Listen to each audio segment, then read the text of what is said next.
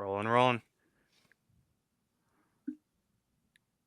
What is good, movie fans? Welcome to I Screened, You Scream for number four, 4 movies. I'm Danny Escamilaggi, the host of the podcast, going to season 3, kicking off this podcast. I'm so excited because I'm not only kicking this blockbuster season off my podcast with this amazing movie, but I'm so honored to bring not one, but 2 amazing podcast duos, the box office duos, the king of box office, none other than Scott Mendelson themselves. I always cherish their episodes here and then, night and day. Here they are, the Wanna BO Boys, Pat and Clayton from the BO Boys podcast. Boys, welcome back to the show. What an intro. That was amazing. I feel like I could run through a wall after that. Clayton, I mean, are you just so hype right now from that Danny intro? Oh, yeah. Put that on our collective tombstone. Mm-hmm. Yeah. Oh, yeah. Yeah. Well, no, that anyways. is the entire transcript of that intro has to go across our side-by-side tombstone someday. Mhm. Yeah. Yeah. No, I'm psyched. I mean, Dan, we were talking while you were late, Pat, but so while Yes, you were I was. leaving us to sit here and talk, which is great. Mhm. You're welcome. Danny's seen the movie twice. Wow. Danny, so did you love it? Because you were on the BO Boys preview episode for Dune, and at that point you Yes. hadn't seen it. So now you've seen it twice. How hype are you from seeing that? Okay, first off, so ladies and gentlemen, we're kicking off Dune. That's the episode we're going to talk about on this podcast. But yeah, to answer your question, I loved it. The IMAX viewing I saw this past Thursday last week, it made me not tired, but let me just say depressed to the way how much I love it and how much I wanted to see it again. I saw this past Sunday, my second viewing, not in IMAX this time, but remember the Super IMAX I talked to you about, Clayton? How it was a scam for Imagine? Yes. Basically? Yeah, I saw that again. I may not be the same for IMAX, but I still enjoyed it every way regardless. The sound, the screen, everything was amazing. So top and bottom. You willingly went for another scam. You knew it was a scam. You had said it was a scam, but you wanted to see this movie so much the second time that you said, I'll be scammed again. Fool me once, fool me twice. Fool me as many times as you need so I can have my Dune 2 and get that spice, right, Danny? Danny's on spice right now. I'm too loyal to Imagine Theaters as my local, so that's why I always go there. But I always save the IMAX for some occasion. So this is why. Because you had to drive, right, an hour to get to the good IMAX that you saw it in the first time, right? You had a long journey to get to it. Actually, it's like 35 minutes, but closer to an hour, it's not that bad. Okay, so. Nice. Yeah, I mean, Clayton and I, we talked about it on the new episode of the BO Boys. We saw this Saturday night. We saw it in Dolby. We didn't see it in IMAX, though we were in the same building where Clayton and Danny, they were showing the IMAX screenings in the theater we were at. When we were leaving at 2:00, there was a 3 a.m. IMAX screening of Dune 2. I heard. That was going to start. Man, I heard. This late. Yeah. Have you ever been, Danny? Have you ever been to a middle of the night movie screening? I was kind of jealous when me and Clayton were leaving at 2 a.m. I kind of wanted to stay and watch it at 3 a.m. No. Not in Michigan, they don't, unfortunately. Right. Yeah, New York City, we got the subway system. People just stay out all night and sleep on the street, so you could do that kind of thing. Yeah. I mean, I loved it. Clayton, Clayton, did you love it? Did you love Dune 2? Oh, yeah, I loved it. Absolutely. I mean, and I wasn't a huge fan of the first one, and I'm not really a huge sci-fi fan, but it was a happening. It was an event. That's what these movies should be, because I came for the stars, and what they were doing was secondary to me. Okay. But what it turned out to be was very fun, interesting, and, really artful for your normal sort of blockbuster. So I was really, really into it. I would definitely see it again, because I'm sure there are a few things that I missed. And I would like to see it in IMAX, because Dolby's great. The sound is amazing in Dolby, but the screen is fine. Yeah, but it's the big. screen on IMAX the biggest. Yeah. And I think you need to see this on the biggest screen possible. Yeah. So Danny, tell us about your second viewing of Dune 2. Did you find things in it that you didn't find the first time? Is it worth me and Clayton going to see this movie a second time? There's nothing else I missed throughout the first screening and then the second viewing. I seemed like I know what was going to be played and all, so I think I saw pretty much everything and I remember what it was from the movie. But then there's something I didn't understood, but then I was able to understand it pretty much the second time. At least some parts of the viewing on that second viewing. But totally understood it anyways. So guys, back to my topic though. Yeah, we did talk about our initials, which is one of our topics, my topics I was supposed to bring up. But the question is, do you guys love it than the first part? For me, I loved it way more than the first. It's a gut puncher, pretty much. This is what really sets up this movie to be a smash and fun and epic than the first one. In every way, they improved it. All right, go ahead, Clayton. Clayton, you go for it. You're the guy who I think liked the first one the least, maybe. No, I mean, I probably liked it the least. I didn't like the first one that much. Yeah, you liked it the least. I think that movie was all set up. I enjoyed it, but this is definitely a great payoff. Like they paid off so much. The characters had arc. I mean, you got to see Chalamet with Zendaya. That was the big payoff for me, especially, and a lot of people in the audience. And so just by that, I'm like way more excited about it because you got to see two big stars together. Yeah. I mean, I love this one, and I like the first one fine. I will say the first one, I slept through a lot of the first one in the theater. And I would say the second one, I did fall asleep for about 15 minutes early into the second one. We did go very late. But when I woke up, I was all in. Love this. I mean, you said the word fun, Danny. Dune 2 is so much fun. It's fun in a way, yeah. And I love seeing Chalamet and Zendaya get together, their relationship.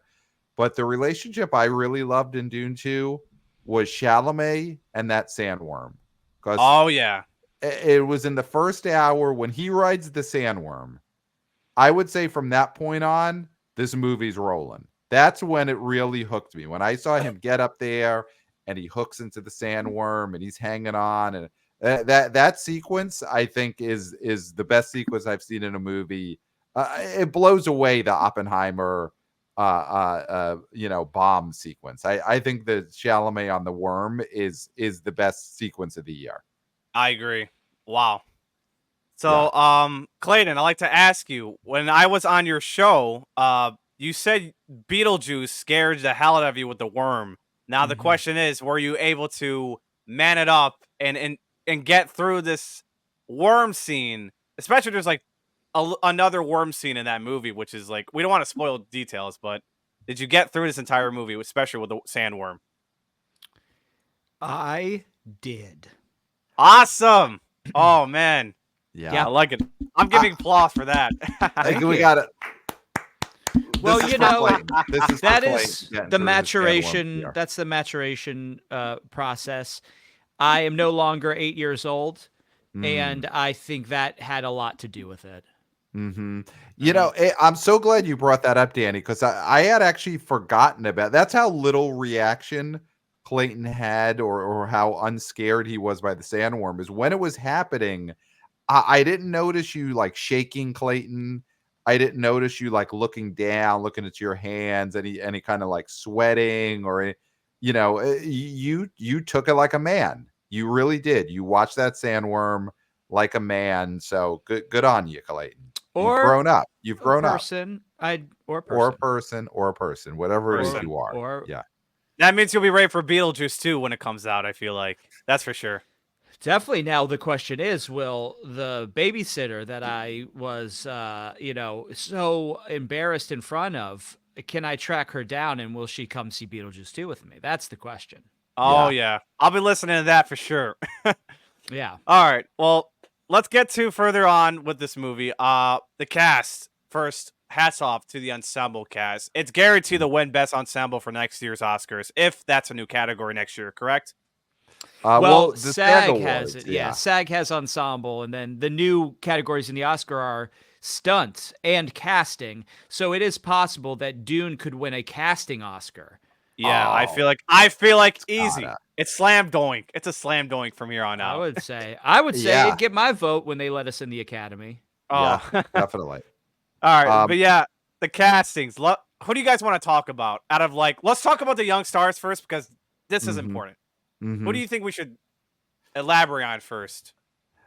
I mean, Pat, I think we're got to be on the same page. The biggest star in this movie right now, Wonka himself, Timothy Chalamet, having Yeah, Yeah, back-to-back smash hits. yeah. Smash hits. Smash hits. This is Leo territory. I mean, yes, Dune 2 is not going to be Titanic. Nothing ever will be. But this is pretty gigantic, and he gets to do the romance. He gets to do the action. He gets to, have a character arc. Giant hit. I mean, this is the guy who's most set up to be the new Leo coming off of this movie. Mm-hmm. He I was fantastic, and he rode that I worm. Rode the worm. I agree. He got like a major step up from like the first one. And yeah, this is definitely a rising arc character to playing Mm, this kind of character, this main character. And Yeah, eventually we'll get to see a lot of this in the third Dune, which there is for sure. But man, he just killed Paul Atreides the way how he can step up. He's yeah. been in these smaller projects, the Wonka, which I think it's a miscast to me. I'll still watch it anyways. You got to see But it, Daddy. You I'll got to see it. I'll see it sit back, because get a chocolate bar, fire up your Max app. I think you're going to enjoy it more than you're expecting. This thing made over yeah. $200 million domestically. You wish that more movies were miscast. If this is miscasting, miscast every movie because that is a hit, Dan. Yeah. It's Yeah, a hit. yeah. Look. It's just the kind of character he had to play. Willy Wonka Mhm. is a weird character. That's Yeah. all I'm saying. I'm not to Oh, for sure. I'm not here to critique Chalamet, but I say he had the amazing job gut to play this character, which is good. I just thought it looked like a little off to me. But I'm gonna be proven wrong, and I'm gonna watch Wonka for sure. But man, Chalamet was awesome. My first time watching him in the first Dune hit me on. So Mhm. me expecting him to do more in the second one was amazing, Mhm. outstanding. Yeah. No, he's a star. I mean, but Zendaya. I mean, any other movie, if it's not Chalamet, we're all coming out of this talking about Zendaya and what a giant star performance she gave. Because man, I mean, won't spoil anything, but the stuff at her at the end is just fantastic. She's just got it all, and it's almost a 1A and a 1B for me in Mhm. terms of the star making here. Like, obviously he gets to do more action than her and is like clearly the lead, but Zendaya really shot up another couple of notches with this movie. Oh And yeah, yeah, and the only reason we're not talking about her first is because she's sort of been away from the big screen for a while because of movement in the schedules and not being in a Spider-Man movie in the last few years. So Right. I right. do think that, she could have easily been coming off of a big hit or a modest hit with challengers if that would have come out. But it's a good thing it didn't because it's going to be way bigger now. Oh Oh yeah, yeah. totally. That's a great decision. Dune come out and then Challengers comes out the next. So I think Zendaya gets a lot of more attention, especially the promotion. Other than that, amazing. Yeah. And Chalamet and Zendaya are like the hottest couples in this young star era right now, for sure. Mhm. Not that like they're together, but let's just say in movie star wise, like this Oh, is like a if perfect. they were This is a together. perfect batch. This is Yeah. a perfect batch for sure. I mean, I would dump Spider-Man at this point. I know Spider-Man is a big IP. I know Wow. it's one of the Wow. marquee Wow. refillable, but this kid's getting old. All right, Tom Holland. Tom Holland, long in the tooth. Okay. He ain't gonna be in his 20s forever, and you don't want to be tied down to a superhero actor or Mm. an Apple Plus mini-series actor. Get on the Chalamet train, Zendaya. It's not too late. No one here will judge you. No one will be like, "Oh, look what she did to Spider-Man." People will be like, Spider-Man gets dumped all the time. It's part of his whole thing, you know? He's unlucky in love and all that stuff. Yeah, good. That's fine. Get rid of him. Tom Holland is 1 year younger than Chalamet. Chalamet's 28, Holland's 27. But it does feel like Chalamet's aging backwards. Like he feels like he's getting I feel like younger he's just now. getting younger, but at the same Yeah. time, he's like the next Leonardo DiCaprio in my generation. So But I always viewed him on that.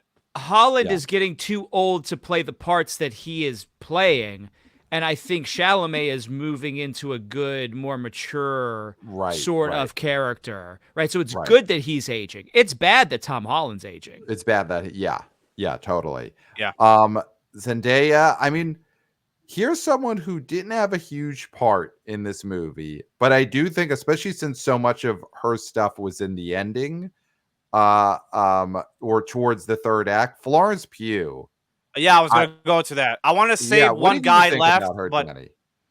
I still love Florence Pugh. She's done an amazing job playing the princess. I haven't complained one bit no matter how small her part is, but Florence Pugh on screen is amazing. Now, the most unfortunate thing we're going to have to see is her in the being the Thunderbolts movie, which, man, I don't know.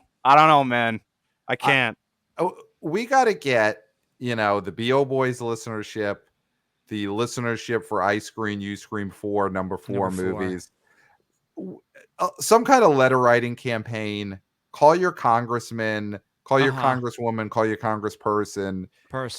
And try and get the government involved maybe to get Florence Pugh out of that Thunderbolts movie. Because I don't know if her lawyers and agents have any way of getting her out of that, but maybe it takes like an act of government to just get her out of that Thunderbolts movie, because we got to do something. She can't be stuck in Marvel after Dune 2. She is a prisoner. Yeah. She deserves amnesty. I think if we were to word this letter in that way to show that she is a prisoner of this Marvel contract, and that it is, it's inhuman. It's inhumane. Yeah. We could save her. It's possible. I mean, the people have the power. I mean, Bob Marley said that. And look, Bob Marley's a big movie star IP now, so that's huge. Yeah. So Danny, I don't even think of it as that, but she played a princess. Florence Pugh played a princess in this movie, and that's a big deal. You don't get a lot of chances to play a live action princess anymore. Yeah. And I thought she really pulled it off. She's regal and tough and all that. I mean, Clayton, what did you think of Florence Pugh in Dune 2?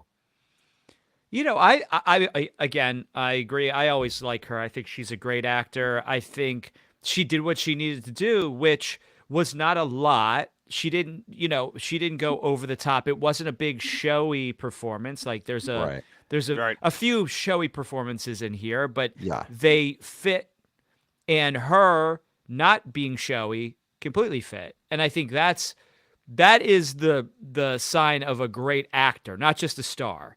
Mm-hmm. Somebody who knows, I'm going to just kind of lay back and not do much, and that'll be the most impactful thing. And I think she did that in this movie. Yeah. Right. Yeah, I loved her.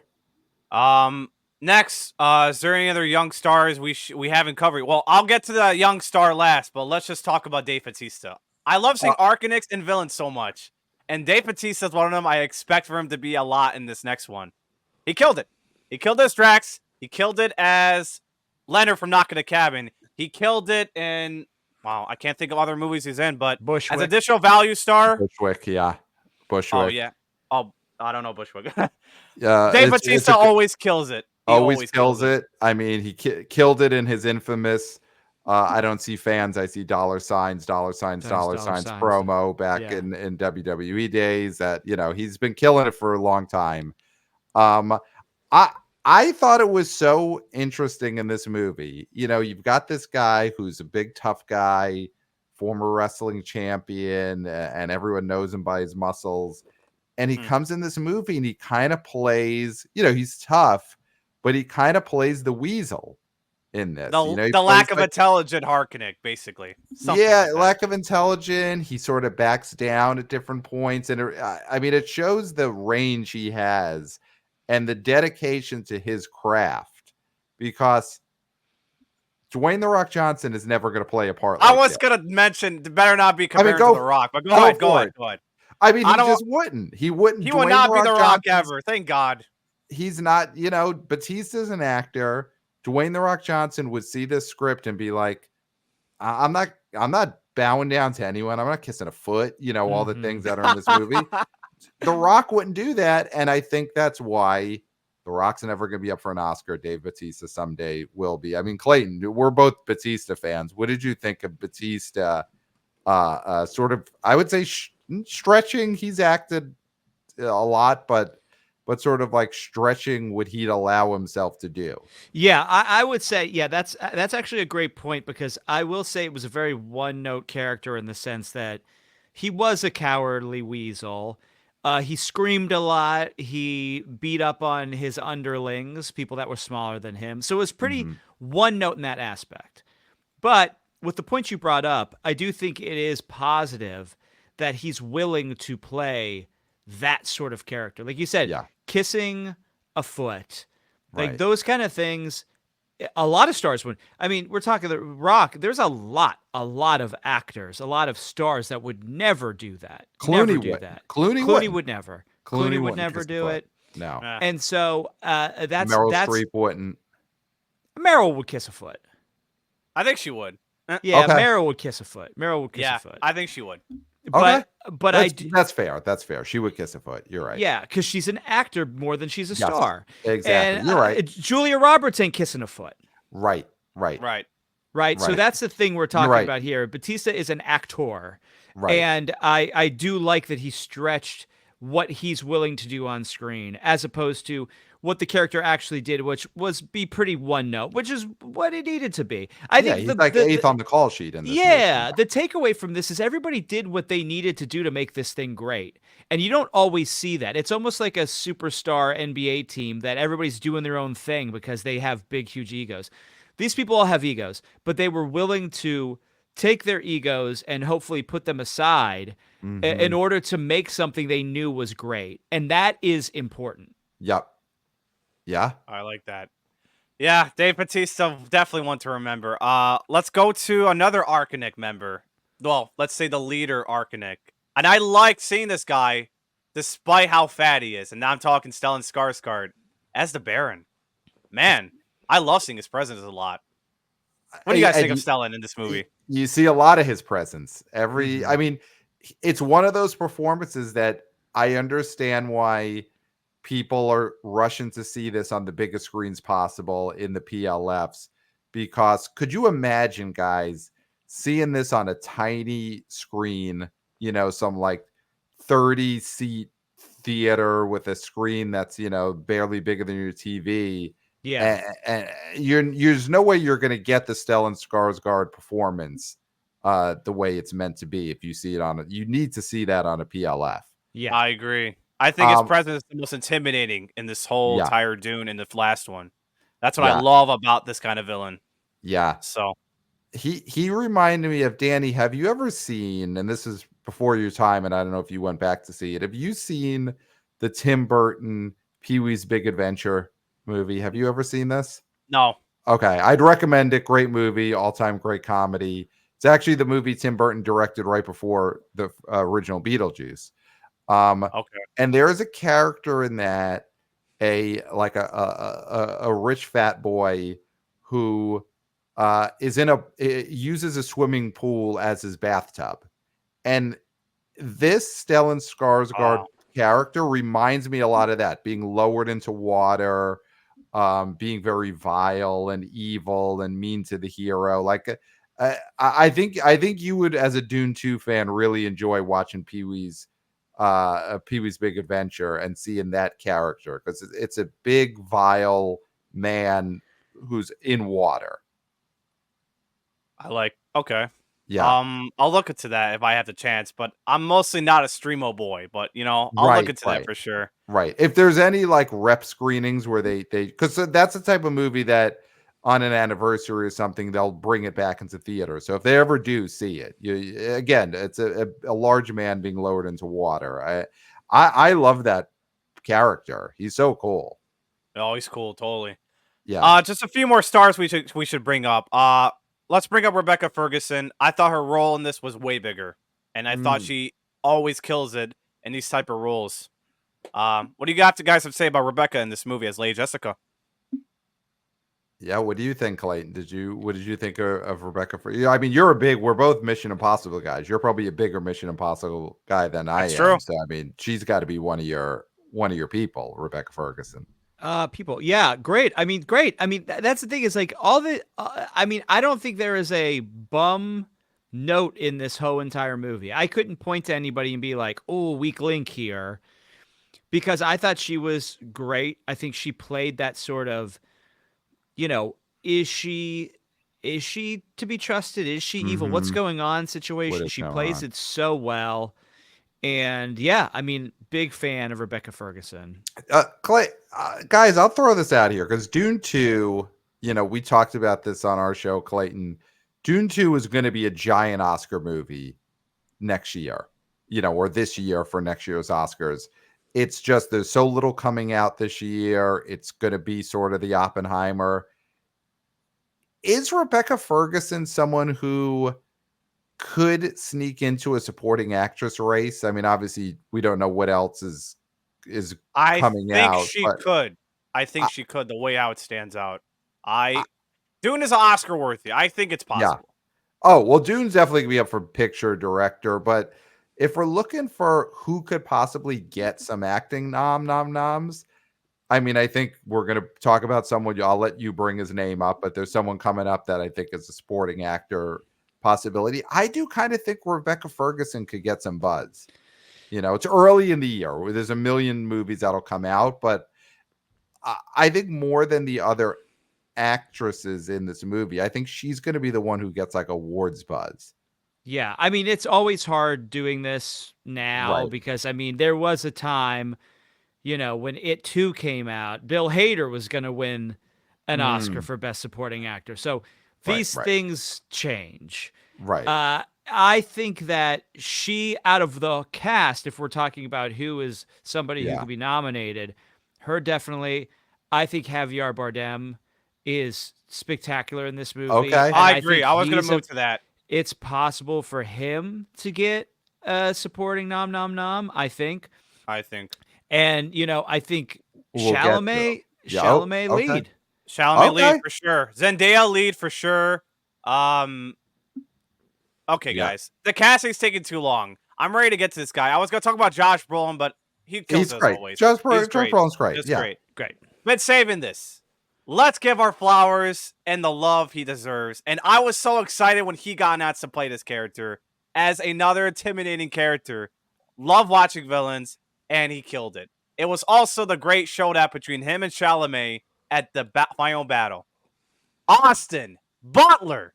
Yes. What a Yes. killer Cold Stone he did with Feyrotha. What an amazing, amazing display character he's ever done in his career. What a upgrade. What a level he showed out. What a intimidating voicing he did. Because you never see voice actors use a blend of type of voice to play certain characters. And Austin Butler doesn't sound like this in real life, but he just sounds the way he does it assignment just right. Hats Yeah. off to him. I don't have my Hats off. cap on, but actually wait. Hats off to him. He put I it give on my and he hat took it to off. him.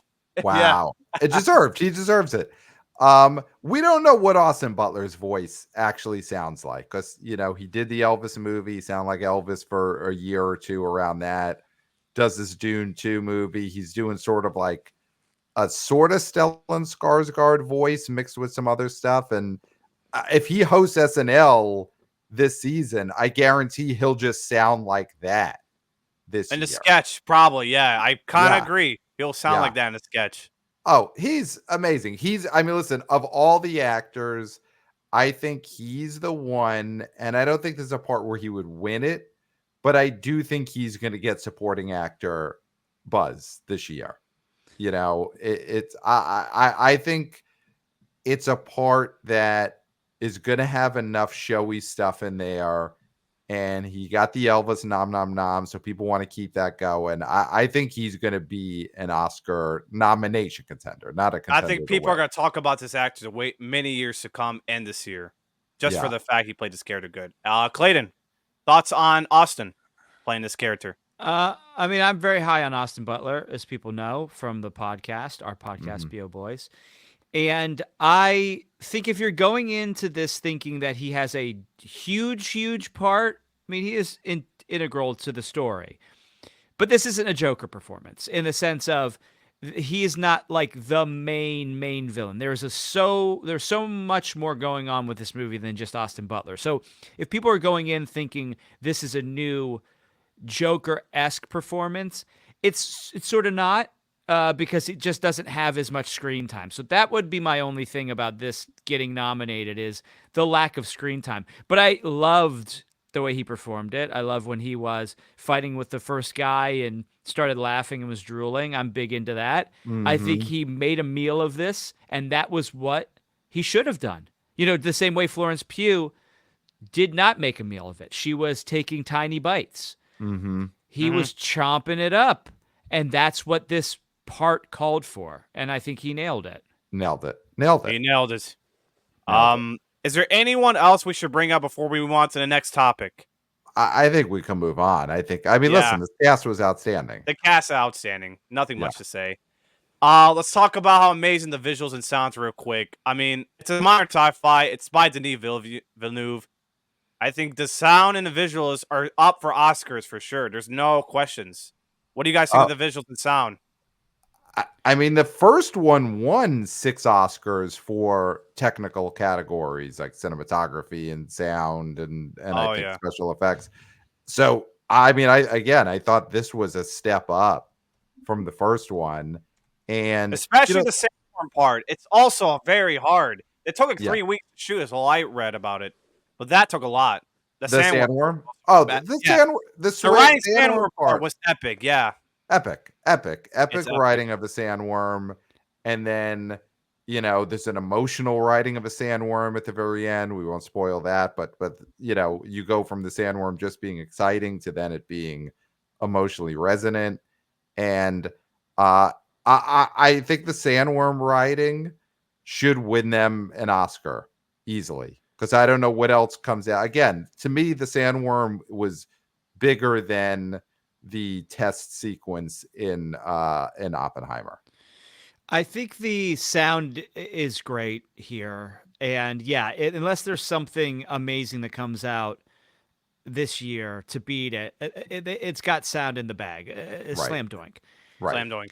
Yeah. So I think that this movie, and I don't think this, I know this, the budget is 190 million. That was what they're stating the budget as, or at least that's what I've seen. And it's all up there. Yeah. And you can rarely say that about modern blockbusters. Yeah. That you know where the money went. Right. It's up there. It's up there. It's not somewhere else or God knows where. It's not a money laundering scheme. No.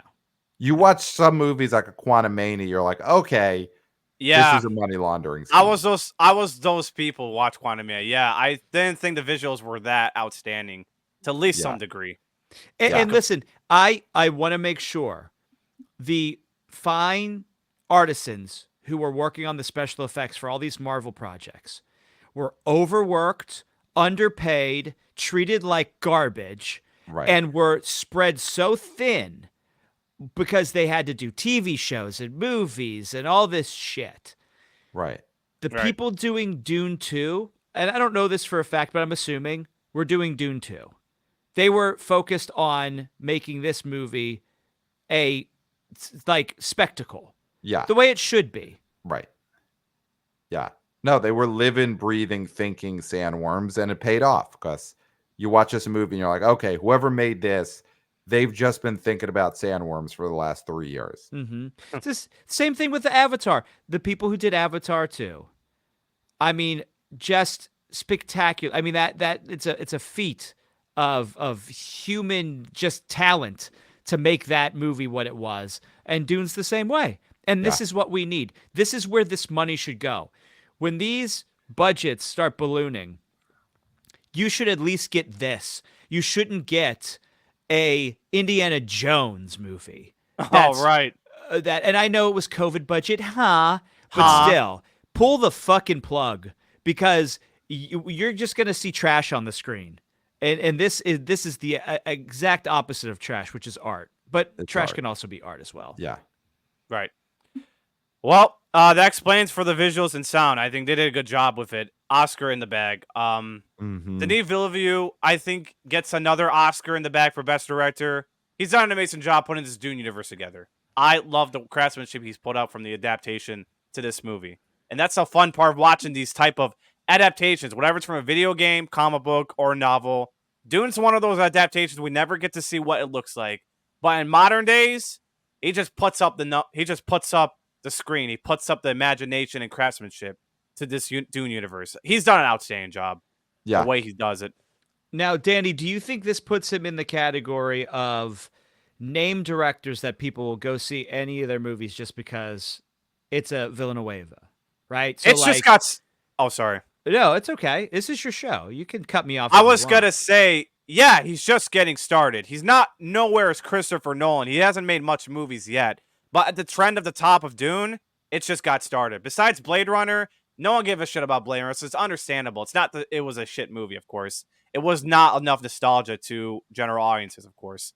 But that's reasonable. But this is just getting started, and he is doing a third Dune movie, and then that's it. He's moving on. So I hope this is some exaggeration. He'll just continue making the. I understand he has other projects to do, but then he's got a franchise he can just control well, and I can understand he can take much of his time. But if every time his name will pop up in the trailer, people can recognize him. I recognize him even before I began this podcast. He's just an iconic star. He'll get to Christopher Nolan's level in this type of day, but at the moment, it's just peak. He's just got started. So his next movie, he has said that he's going to do a non-Dune movie before he does Dune 3. He wants to do something else, which I think is smart because this is sort of the point in like Nolan's career when he did Inception after Dark Knight. You know, he did Dark Knight, then he did Inception, and that was a giant hit. And then he went and did Dark Knight Rises. And I feel like that's where Villeneuve could really graduate to being getting to that Nolan level is if he could have one more hit that's not a Dune movie. Although Arrival was a big hit. Like that made $100 million. Really it was. I forgot about Arrival. Thank you guys. And he got the best director nom for that. So he's Nolan's just had a lot more movies, but he's sort of getting, I think, into that category. And if he has one more hit, and if like say him and Chalamet team up for some non-Dune movie and that makes 150 million domestic, then I think he's just in that zone where he's like the movie star director, him, Tarantino, I think Gerwig now, Nolan, like where he's the reason people go see the movie.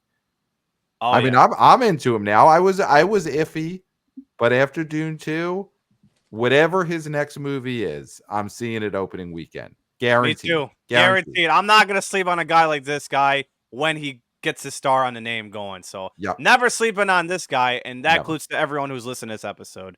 Never sleep on Denis, everyone. Never ever. Never. You can't do it. Clayton, anything else?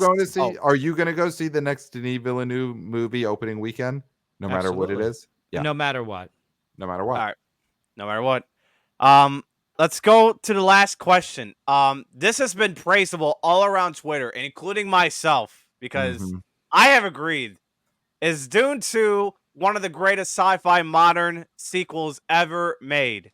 It's a slam dunk yes to me. Only because the step up. The step up from the original was a prologue. The second one made a big gut punch, made it excellently fun and epic.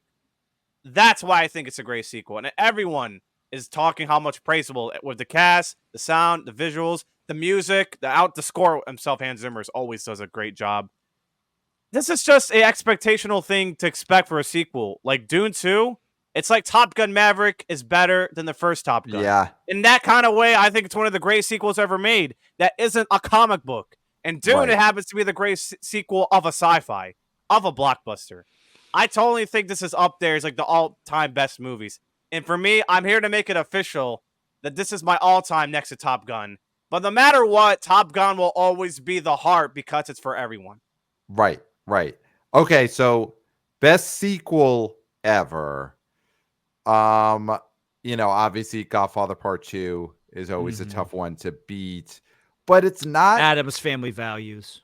Adam's Family Values is, in terms of a step up from the first one. That's the thing with Godfather 2 is it's one of the greatest movies ever, but the first one is the greatest movie ever, and I don't think there's that step up there. It's just you can't. What about The Spy That Shagged Me? Well, that's a step up in box office. I liked it better than the first one.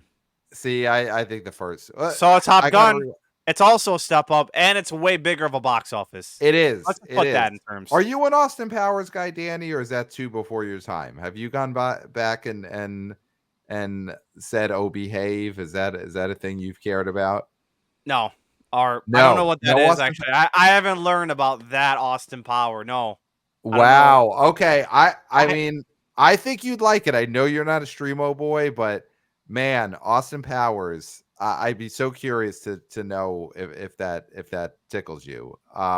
But it's a famous example of a first movie that did okay, and the second movie just went bananas. Like people just, it made like 5 times as much as the first one. All right, sci-fi sequels.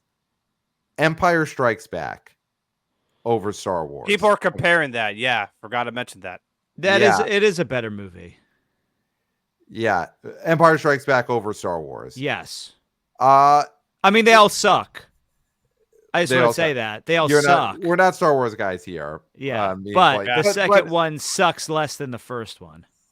Here's another sci-fi one: is Alien and then Aliens. Yes, James Cameron, Aliens, Ridley Scott, the first Alien. I think Aliens is better because it's James Cameron. I mean, let's be real. James Cameron always makes great movies. Yeah. I think those are the big 3 in terms of these sci-fi sequels. I think it's Empire Strikes Back and Star Wars, Aliens and Alien, and Dune 2 and Dune 1. I think those are the big 3 sci-fi sequels. Yeah. Yeah, I can't think of anything else. I mean, like the Lord of the Rings movies are fantasy, and I don't know. The Hobbit, the Avatar. It's not sci-fi. Yeah, that's fantasy. Right. Yeah, sorry. So in terms of sci-fi, I mean, Dune 2 could be the best sequel ever. Definitely, it's in that conversation. Star Trek doesn't count because it's TV show. Yeah. I don't think you can say these Star Trek. The Wrath of Khan. People would make that argument. Yeah. Into Darkness. I don't think you can. I'm sorry. What about Blade Runner? Oh, I mean, the second one. The only good thing about it was that Batista scene for Blade Runner 2049. Yeah. Not a good sequel, and that's him. But a rare misfire. Yeah. Okay. Yeah. No, I think Dune 2, you could definitely make the argument it's the best sci-fi sequel ever. I agree. Not just a sequel, a sci-fi sequel, pretty much. I agree. That's my idea. All right. Is there anything else we can get to before the best part you guys love to talk about? Because I love talking about this type of topic, too, before we end this episode off. Is there anything else to bring up before we get to the box office results? Because we have official numbers today. Let's get into the box office. Let's do it. What do you have? Because Clayton and I did our episode early this morning. Yes, so I was able to listen. I was able to listen to your episode early in the morning. So you guys reported the estimates from yesterday. I mean, Dune Part 2 made 81.5 behind Oppenheimer's last year, which made 82.5. Today, Dune Part 2 exactly tied up with the exact total number of Oppenheimer's opening weekend. I thought it would have gone a little above, and it's short off my expectations when I was making a $101 million prediction, which I thought it'd be insanely awesome if it did. But hey, it overprojected, and an 80s number for a sequel from the first one, still good. No arguments here, by the way. So incredible. I'm seeing Oppenheimer 82.45. Okay. And I believe the new Dune 2 number is 82.5. So if that stands, that means that Dune Part 2, not in the summer, not with the help of Barbie and the meme army that drove people to Oppenheimer, this movie overtook the godlike Nolan and beat that opening number.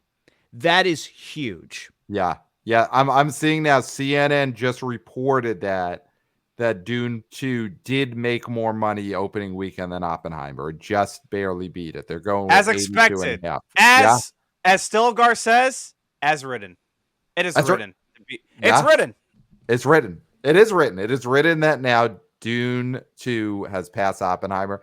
This weekend is incredible. I mean, talking about Austin Powers, it's an Austin Powers International Man of Mystery to The Spy Who Shagged Me level jump, where this did twice as much as the first movie.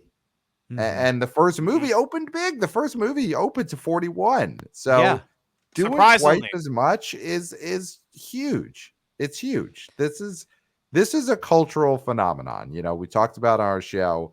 This isn't just a hit. This is going to be the movie that people talk about for the next 2 months. Yeah, and you know, generations for the rest of the year. Come. Yep. Yeah. This is a generational hit. This is something we're all going to look back on as old men and say we lived through Dune 2. Yeah, it's fantastic. It's fantastic, and all these stars are going to get a huge bump from how big this movie is. I was going to say, 15 years from now, if everything goes well and Hollywood is back and healthy in a way it should be, people are going to look at this sequel and their mind is going to be blown at how many people that are now gigantic stars that have their own franchises and have been in huge hit movies separately were all together in this movie. Yeah. It's gonna seem like American Graffiti. Yes. It's gonna seem like the Breakfast Club. The Breakfast Club. I mean, well, the thing is, Judd Nelson didn't really make it. Yeah. And if those people had actually made a ton of big movies. Right. You know, they actually were most famous at that time. Yeah, you're right. Yeah. So that's the thing is like if Austin Butler becomes a leading man who can play a lawyer, we know Chalamet's a star. We know Zendaya is going to be Zendaya. I'm sorry, he's going to be a star. I need to put money in the jar for that one. So, but I do think that that's going to blow people's minds. This next generation of kids who are babies right now. Right. Yeah. I was gonna say it is the biggest career opener of Denis Villeneuve's career and Chalamet's career. Chalamet's last biggest opening career was Wonka. It made 41. Right. And Dune 2, as written, just overtook it. And I feel like it's gonna beat Wonka's worldwide number at this point. I'm not those people who think it's gonna make $1 billion. I don't think so. $1 billion, you can't even use that as a benchmark anymore. Not yet. I mean, things have changed. Movies used to make $300 million in China, and you add that in. It's just those days are gone, and so $1 billion is such an anomaly. You know, this ain't 2018, 2019 anymore. So this movie gets to 700 or something. That's going to be gigantic. Amazing. I think it's gonna get to 700. I guess that's the watermark of this bench going forward. So I truly think it's a good idea to put this movie as 700. I think internationally though, it's gonna get more numbers than domestic. So that's what I'm thinking it's going to happen as weeks fly. Yeah, I mean it's such a I think easy sell internationally because. You know, comedies usually don't sell as well or things that are very dialogue heavy. But this movie is visuals, emotion, acting, sandworms, stars. It's good stars. It's going to play everywhere. And it's, universal themes. I mean, Oppenheimer did worldwide all in 960 million. And I don't think Dune 2 is going to get to that because it's not the summer. It doesn't have Barbie propping it up. But I think I do think it'll get to 700 million. That's now where I think it gets to worldwide. Yeah. The marketing is outstanding. The promotional cast is outstanding. There's been a lot of promotions and marketing to this movie, which led to this weekend's overperformance. You guys mentioned about the Dune partner with Microsoft. They have their own Xbox exclusive, which is amazing. Microsoft's Flight Simulator, which I don't own Xbox. I'm more of a PlayStation guy. But I think it's pretty cool. But if they ever do a PlayStation in the future, please, PlayStation, partner up with Dune and Warner Brothers and Legendary to have your own controller of Dune. I would buy it right now. I would win it in a prize in a nutshell. For real. Danny, speaking of marketing tie-ins, did you attempt to buy the Dune 2 popcorn bucket? Was it available in your theater? Cinemark is not available, but AMC exclusive. And Imagine does not have it either. I could have gone to AMC to get one. But either way, I doubt it would be sold out anyways. So no, I did not. It sold out. And Clayton, yes, a friend of ours gave us the info that she went to see a movie today and heard that AMC in Lincoln Square, biggest movie theater in the country, biggest IMAX, apparently they're not restocking the Dune 2 collector popcorn buckets. It's if you got it, you got it, and if you didn't, you're never getting it. Yeah, I can't believe it. They got to make more of these things. I know. I wish Cinemark just did them too, but I can't believe they were not available. It's so damning. Yeah. But I mean, this is the thing about theatrical now. These are the things you got to do. You got to go.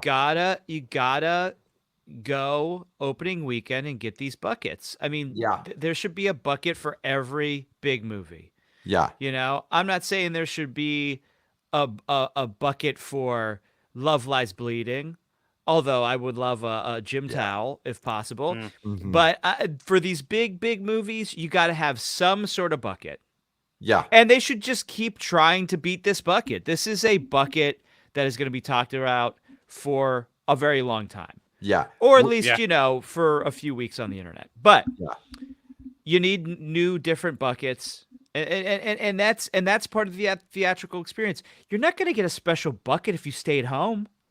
No, and you're definitely not. Of course not. No, the only bucket you're going to have when you're staying at home watching Netflix is the filthy bucket that you piss in that you call a bathroom.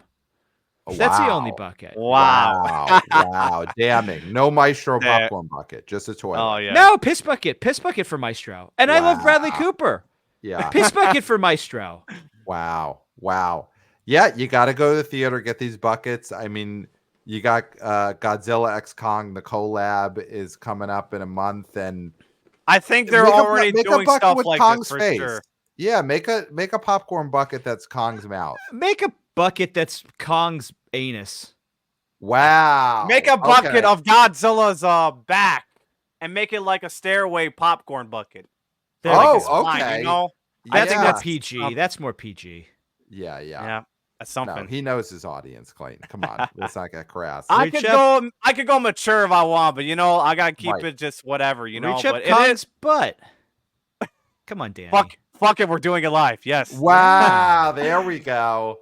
I mean, listen, the marketing on Dune 2 has been incredible. The collabs have been incredible. The popcorn bucket. It's just they hit a home run on every single part of this movie release. It's been fantastic. Last thing before we get off this topic is the second weekend, which this is a big question. Kung Fu Panda 4 is coming out Friday, March 8th. Now, it's been almost coming that I don't think this is a major issue against Dune because Dune is not for everyone. Kids may not understand this movie or would be into this movie, but they have an option to get some fresh cheese out of DreamWorks. And Kung Fu Panda 4 is an IP. I think they'll get more cheese out of that. Migration has been in theaters for so long, and I think it's time for them to get some fresh cheese. Go into the next event for DreamWorks. So I think Kung Fu Panda 4 is going to take number 1. Wow. But Dune is not going to drop as bad. It's still going to get the best screens possible. It's going to be for weeks until Ghostbusters, Godzilla, Kong collab, they're going to get those IMAX and Dolbys in the next few weeks. But for now, the next 2 weeks, Dune is like an event for these PLS people would want to see because how incredible the word of mouth is. So Kung Fu Panda 4, I think it's going to possibly. It's hard to come and tell, but it's going to be close. I think Dune's going to drop very small. Kung Fu Panda could come up on the top of the sandworm. Now, Danny, this is why theaters are open for, 12 hours. This is why theaters are open from 10 or 11 a.m. to midnight. I guess sometimes 3:30 in the morning, because you can have different sets of people coming to see movies at different times. You're going to see a lot of families, young kids, going to see Kung Fu Panda 4 in the afternoons, at the matinees, those times. Then, of course, you're going to have Kung Fu Panda fans coming at night, but the Dune tours are going to come out, and they're going to be filling up the PLFs. So that is one of those things about programming a theater and release dates, is that this sort of thing is great. Like, if Kung Fu Panda beats the second weekend of Dune 2, that is awesome because it's a new #1 movie. But it's going to be close. And if Dune 2 wins again, that's great too, because that shows how strong that movie is. Kung Fu Panda has the rats. The rats need their cheese. They're aching for it. And this is brie for them. And so they're really going to eat it up. But that's one of the strengths of theaters, is that you can have a kid-friendly movie like that playing gangbusters during the day, and then the sun goes down, and you get the sophisticates in there watching Dune 2, some hard sci-fi for them. Right. Yeah, Pat. I think there's just so little overlap between those audiences. I don't think Kung Fu Panda affects the second weekend of Dune 2 at all. I mean, and I'm just looking at, the Kung Fu Panda franchise, the last movie, the third one that opened in 2016, that is a while ago, opened to 41 million.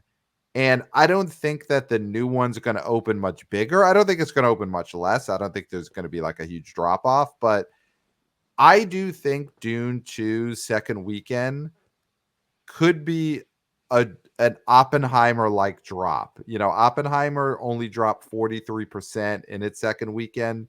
So if Dune 2 does that, it could make in the high 40s, and I think that's enough to be #1. So, sitting here on a Monday night, looking ahead to Friday, I do think Dune 2 is going to end up being #1 this weekend. It'll be close. I think they're both going to have great weekends, but I think the drop on this is going to be really low. Well, because there is a thirst for PLFs with the people who are seeing this movie. That's what all matters. And they wanted to see it this weekend, and they didn't get a chance to because there were sellouts. So they're going this weekend. They waited because it wasn't about a stinger. It wasn't about somebody showing up as Star Fox. It was, I want to experience this unspoilable thing because it is something that you have to see and hear to actually get the full effect of it. And so I do think that is going to make Dune strong. But Jack Black is bigger than he was in 2016. So the Jack Black factor, I mean, this thing could possibly make 50. It is possible that this Kung Fu Panda could open to 50. Yeah, I mean, I don't think so. I think it does closer to what the last few did and doesn't drop much, but I think, I mean, listen, if it gets to 50, then it's tough because I don't think Dune 2's second weekend is going to be 50 million. Yeah. It'll be in the 40s, but I think it'll make enough to finish ahead. I mean, but the thing is, Kung Fu Panda is not going to hurt it at all. Oh, no. Of course not. Of course not. Yeah. I'm not those crazy people who think it will just beat Dune second weekend or just make it fall a cliff. Of course not. The word of mouth is strong. The PLS for it's strong.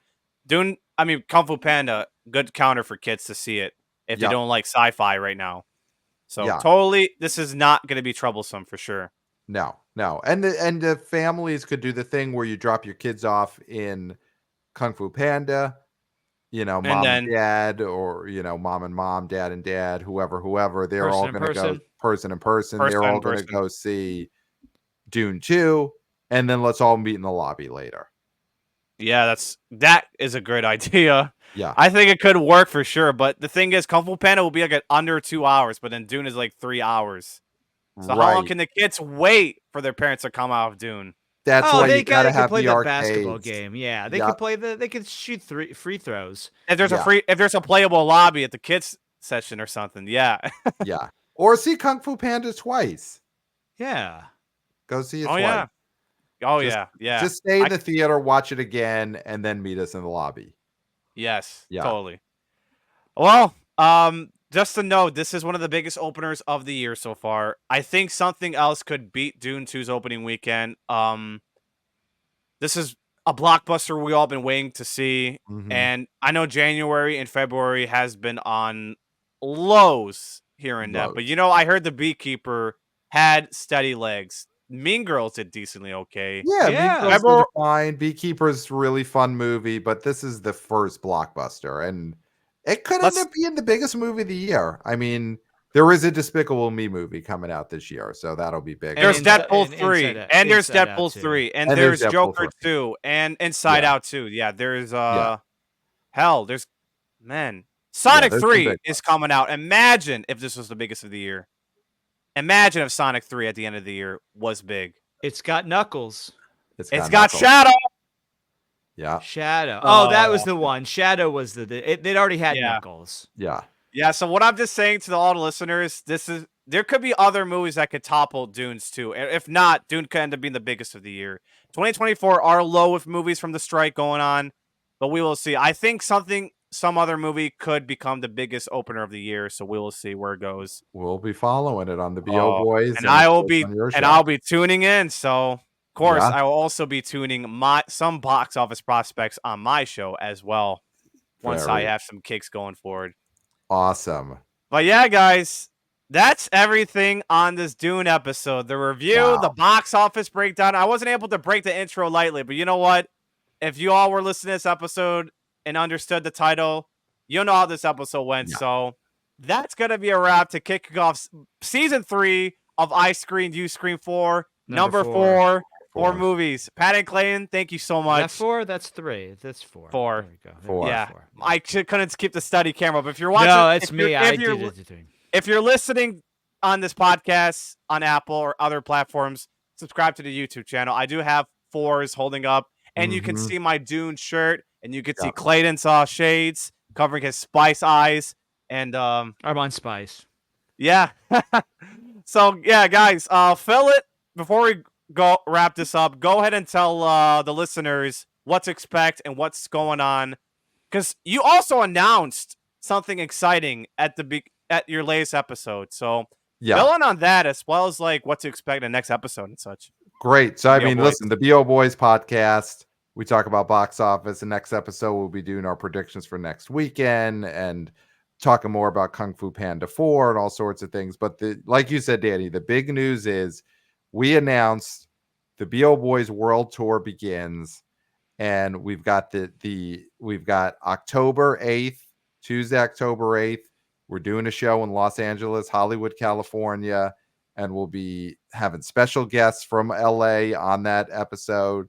It'll be coming after the weekend that Joker 2, yes, Clayton, you show we'll be That throwing is our going to ones be up. big. It's going to be That big. is going to We'll be big. acknowledging our tribal chief I have a live question, in LA. Yeah, I have go a for it, question Dan. though. Is it going to be live? Because I don't think I can come out, but if it's going to be on like live YouTube or something, I'll be listening. Oh, will it be streamed? I don't know. I don't think it'll be streamed. I think it's a good idea. I think Yeah. it's a good idea if no one else could not come out. I think you guys could do a broadcast. Fuck, it's It'll rough. definitely be Broadcast. recorded for sure. Like the live episodes, if you're just a listener of the show, you'll That get to works. hear it, see it. I don't know about live streaming it. That's probably not going to happen. You know what? Unless, As long as it's NBC wants recorded to as get an involved. episode, yeah, okay, that works. It'll be recorded. Yes, it'll Awesome, be recorded. awesome. But the live tour. So if you live in Los Angeles or you're looking to work out, you got some Delta miles, you burn a hole in your pocket, fly out. But we're also looking to do shows in New York City. That'll be announced at some point soon. Boston, and then maybe other cities. If you could do Michigan, that'd be awesome. because I may be the only one BO boy who listens, but I can probably promote this all over on social if you guys ever come to Michigan. Well, And we're thinking of Flint. Yeah. Flint's. Oh, okay. Well, that's gonna be off topic here, but I don't want to keep you guys too long. But yeah, sounds great, you guys. I love this BO Boy tour announcement. This is amazing. I can't wait to see an episode on that. But nice. Thank you guys once again. And as for me, to the listeners, check out my YouTube channel if you're listening to us on the podcast. I have always had this YouTube up over a year ago in season 2. In season 3, it's likely going to be YouTube video formatted as well, besides the audio podcast gram that you probably seen on YouTube before. You're going to get to see a lot of me and guests here and then. So subscribe to the YouTube channel, but also subscribe to the podcast if you're listening on Apple. Leave a 5-star review as well. Really helps listeners find out my show. And give a 5-star review to the BO Boys themselves. Why not? Which really would help listeners and cross promote here and then. You guys also have interns as well, so this helps your show grow as well. Definitely. I'm not ready for interns yet, but I'm always the one who can do all this myself here and then. So follow my social media platforms at Twitter, X, actually I don't want to say the Twitter name. You guys can find the description and also my TikTok in the description of the episode as well that you're listening on. Season 3 of I Screen, You Screen 4, number 4 for movies is going to get pretty good. Nowhere going to be too much movies, but the episodes will be special and they'll just be hyped up as much as I can to the best of my ability. So looking forward to the rest of 2024 movies and beyond. And so with that said, until next time, guys, stay screaming for I Screen, You Screen for movies. And until next time, stay screaming for the movies. Good night. Have a good one. Peace.